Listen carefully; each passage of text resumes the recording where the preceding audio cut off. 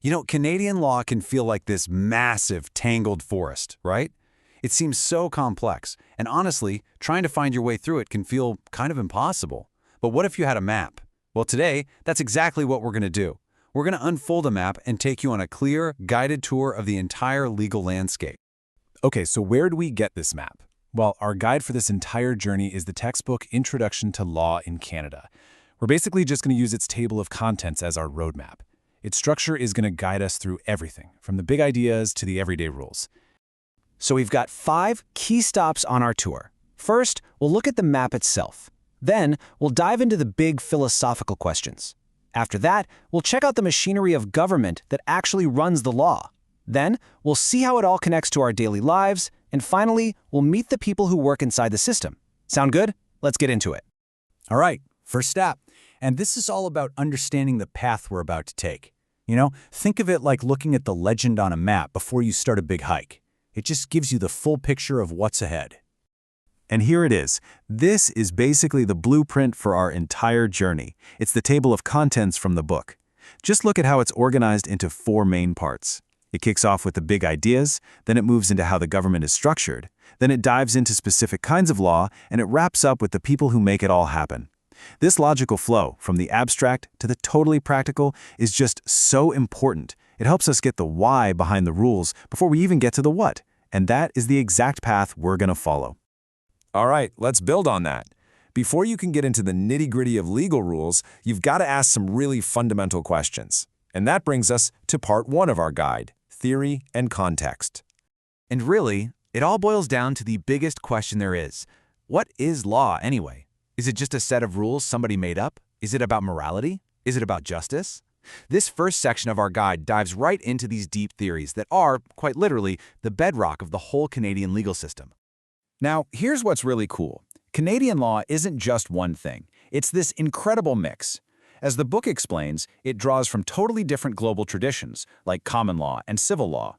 Plus, it's been shaped by huge historical moments, from adopting English and French law way back when, all the way up to creating our own Charter of Rights and Freedoms. So here's the key thing to get. There are 2 major systems running in Canada. You've got the common law system, which is in most of the country, where law kind of evolves through court decisions and what's come before. But then in Quebec, you have the civil law system, which is based on this one big written code. You can almost think of it as the difference between a path that's been worn down by people walking it over time versus a highway that was built from a specific blueprint.